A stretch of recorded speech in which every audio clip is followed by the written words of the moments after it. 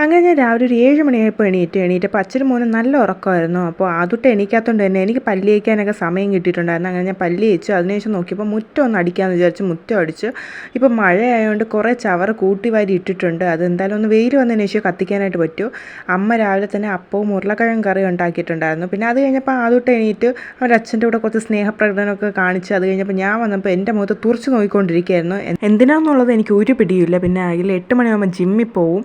അപ്പോൾ അതിൽ ജസ്റ്റ് ഒന്ന് കഴിച്ചിട്ട് പോകാനായിട്ട് ഞാൻ ഫുഡ് ഉണ്ടാക്കി വെച്ചേക്കായിരുന്നു. അത് കഴിഞ്ഞപ്പോൾ പിന്നെ ഇതാണ് സർക്കസും തലകുത്തി മറിയലൊക്കെയാണ്. അപ്പോൾ അച്ഛനെ യാത്രയാക്കാൻ വേണ്ടി ഞങ്ങൾ പുറത്തോട്ടൊക്കെ ഇറങ്ങിയിട്ടുണ്ടായിരുന്നു. ഇനി ആദൂട്ടന് ഫ്രഷ് ആവാനുള്ള സമയമാണ്. ഞാൻ പോയിട്ട് ഡൈപ്പറൊക്കെ മാറ്റി കൊടുത്തിട്ടുണ്ടായിരുന്നു.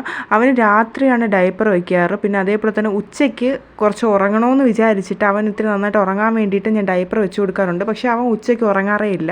അങ്ങനെ ഞാൻ രാത്രിത്തെ ഡൈപ്പറൊക്കെ മാറ്റി കൊടുത്തു. പിന്നെ ഡൈപ്പർ മാറ്റിക്കഴിഞ്ഞാൽ ഞാൻ കുറച്ചധികം സമയം തന്നെ അവന് ഫ്രീ ടൈം കൊടുക്കും. ആ സമയത്ത് ഞാൻ ഡൈപ്പറോ തുണിയോ അതേപോലെ തന്നെ അവൻ്റെ നിക്കറോ ഒന്നും ഇട്ട് കൊടുക്കാറില്ല.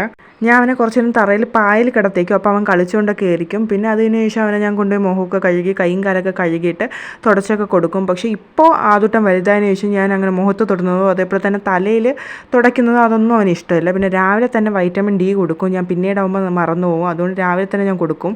ഇനി ആദൂട്ടനെ കൈ വെച്ചുകൊണ്ടുള്ള എൻ്റെ ഒരു സർക്കസാണ് ചായ ഇടാനായിട്ട്.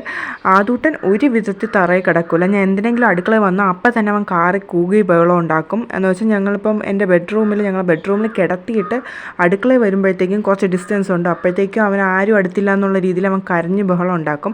എൻ്റെ വീട്ടിൽ അങ്ങനെയല്ല. അടുക്കളയിൽ നിന്നാൽ തന്നെ ഞങ്ങളുടെ ഹാള് കാണാം അങ്ങനെ. അപ്പോൾ അവൻ അങ്ങനെ കണ്ട് ശീലമായതുകൊണ്ടായിരിക്കാം ഞങ്ങൾ ആരും ഇല്ലെങ്കിൽ അവൻ ഭയങ്കര കരച്ചിലും ബഹളമൊക്കെയാണ്. പിന്നെ അതേപോലെ തന്നെ കുട്ടി ഒരിടത്ത് ഇരുത്തി അങ്ങനെ ഇരിക്കും, അതുമില്ല. ഭയങ്കര ചാട്ടവും ബഹളമൊക്കെ ആയിരിക്കും. അവൻ ചായ ഇടുന്ന പോലെയാണ് അവൻ്റെ പ്രകൃതം. ചായയുടെ സമയമാകുമ്പോൾ ഇതൊക്കെ വല്ലതും കണ്ടാലും മതിയായിരുന്നു. പിന്നെ ഒരുപാട് നേരത്തെ തത്രപ്പാടിനൊടുവിൽ ഞാൻ ചായ ഇട്ടിട്ടുണ്ടായിരുന്നു. അതിനുശേഷം ഞാൻ അവനെ കൊണ്ടുവന്ന് തറയിൽ തന്നെ കിടത്തിയിട്ട് എൻ്റെ ചായ ഞാൻ കുടിച്ചു. പക്ഷേ അവനിപ്പോഴും എൻ്റെ ഒക്കത്തിരിക്കണം, അല്ലെങ്കിൽ ഉറക്കം വരണം, അങ്ങനെയുള്ള സമയമാകുമ്പോൾ ഭയങ്കര കരച്ചിലായിരിക്കും. അത് കഴിഞ്ഞിട്ട് അവൻ ഉറങ്ങി.